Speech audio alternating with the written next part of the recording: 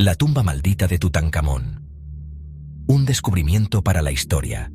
El Valle de los Reyes. Un lugar de secretos. Un lugar de susurros. Durante siglos permaneció oculto bajo el abrasador sol egipcio. Enterrados en sus profundidades estaban los faraones de una era pasada. Sin embargo, una tumba permaneció sin descubrir, sus secretos esperando ser desenterrados. Entonces, en 1922, el mundo contuvo la respiración. Howard Carter, un arqueólogo persistente, y Lord Carnarvon, su rico mecenas, hicieron un descubrimiento asombroso. Encontraron el lugar de descanso final de Tutankamón, el niño rey. El mundo estaba cautivado. La tumba de Tutankamón era un tesoro como ningún otro. El oro brillaba, las joyas resplandecían. Artefactos antiguos yacían intactos durante milenios. Fue un descubrimiento que reescribió la historia. Los periódicos de todo el mundo anunciaron el hallazgo. La gente no se cansaba del niño rey y su opulenta tumba. Parecía un cuento de hadas. ¿Pero lo era? Mientras el mundo celebraba, una sombra se extendía desde la entrada de la tumba. Comenzaron a circular susurros. Antiguas advertencias, historias de maldiciones. ¿Podría haber algo de verdad en las leyendas? ¿Había un precio que pagar por perturbar el sueño del niño rey? El mundo estaba a punto de descubrirlo. Los antiguos egipcios creían en el poder de las maldiciones. Creían que sus faraones eran dioses en la tierra.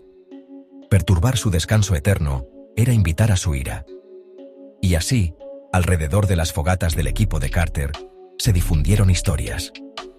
Los lugareños susurraban sobre una maldición sobre aquellos que se atrevían a entrar en la tumba. Una maldición que prometía muerte y desgracia. Al principio, estas historias fueron descartadas como superstición, el producto de imaginaciones hiperactivas. Pero a medida que los días se convertían en semanas, una serie de eventos extraños e inquietantes comenzaron a desarrollarse. Eventos que proyectarían una larga y oscura sombra sobre el descubrimiento de la tumba de Tutankamón. Los susurros se hicieron más fuertes. Las sombras parecían profundizarse. ¿Fue solo una coincidencia? ¿O había algo más siniestro en juego? El mundo observaba, cautivado por el drama que se desarrollaba, y se preguntaba si la maldición de los faraones era real. La primera víctima fue un hombre llamado Lord Carnarvon, el patrocinador financiero de la excavación. Pocos meses después de entrar en la tumba de Tutankamón, Carnarvon enfermó. Murió en agonía por la picadura de un mosquito infectado. Extrañamente, en el momento exacto de su muerte, las luces parpadearon y se apagaron en todo el Cairo. ¿Coincidencia? Tal vez. Pero fue solo el comienzo. Arthur Mace, un miembro del equipo de Carter, murió poco después. Su muerte, atribuida a una fiebre misteriosa, provocó escalofríos en la columna vertebral de aquellos que habían entrado en la tumba. Luego vino George J. Gould, un rico financiero que visitó la tumba. Él también sucumbió a una fiebre repentina y violenta. Los susurros se hicieron más fuertes. La maldición parecía ser real. Richard Bethel, el secretario de Carter, murió en circunstancias misteriosas. Su padre, enloquecido por el dolor, se suicidó. Lord Westbury, un amigo cercano de Carnarvon, cayó y murió desde un balcón, dejando una nota que decía: «No puedo soportar más la maldición de Tutankamón». La lista de muertos se hizo más larga. La maldición de Tutankamón estaba dejando un rastro de tragedia a su paso. ¿Maldición o coincidencia? Buscando respuestas en las arenas del tiempo. El mundo estaba cautivado. ¿Podría una maldición realmente extenderse desde más allá de la tumba para cobrar tantas vidas? ¿O fueron estas muertes simplemente una serie de desafortunadas coincidencias? Los escépticos se apresuraron a señalar que muchos de los que entraron en la tumba vivieron largas vidas. El propio Howard Carter, el hombre que primero rompió el sello de la tumba, vivió 16 años después del descubrimiento. Argumentaron que las muertes podían explicarse por causas naturales. El clima egipcio era duro. Las tumbas eran a menudo criaderos de bacterias y moho. No era descabellado suponer que estos factores podrían haber contribuido a las enfermedades y muertes. Pero ¿qué hay de los sucesos extraños? Las luces apagándose en el Cairo, las fiebres repentinas, Los susurros persistían. ¿Eran simplemente producto de imaginaciones hiperactivas, alimentadas por el miedo y la superstición?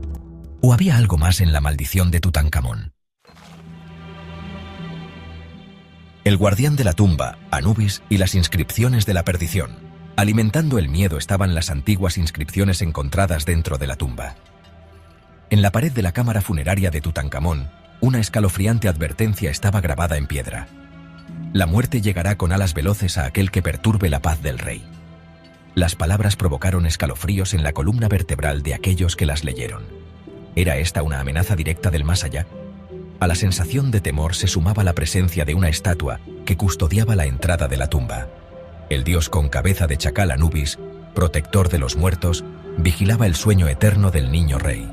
En su mano sostenía una inscripción amenazante: «Yo soy el protector de los muertos. Me encuentro en el umbral entre la vida y la muerte.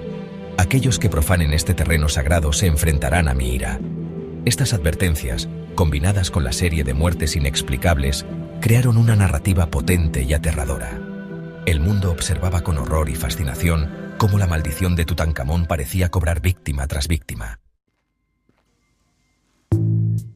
Ciencia contra superstición. Desentrañando el misterio. En los años transcurridos desde el descubrimiento de la tumba de Tutankamón, científicos e historiadores han tratado de explicar la llamada maldición. Algunos han teorizado que la tumba contenía mohos o bacterias mortales que permanecieron latentes durante siglos. Estos microorganismos, al ser inhalados, podrían causar enfermedades graves e incluso la muerte. Otros han señalado el uso de sustancias tóxicas en las prácticas funerarias del antiguo Egipto. El arsénico, por ejemplo, se usaba comúnmente en el proceso de momificación. La exposición a altos niveles de arsénico ciertamente podría ser fatal. Pero ¿podrían estas sustancias haber sobrevivido durante miles de años en cantidades suficientes para causar daño? A pesar de estas explicaciones científicas, la leyenda de la maldición persiste. Quizás sea la necesidad humana de creer en algo más allá de nuestra comprensión. O tal vez sea el atractivo de una buena historia. Un cuento de antiguas maldiciones y faraones vengativos. Cualquiera que sea la razón, la maldición de Tutankamón continúa cautivando nuestra imaginación. ¿Tú qué opinas sobre esta maldición? Déjanos tu comentario y suscríbete para más verdades, mitos y leyendas.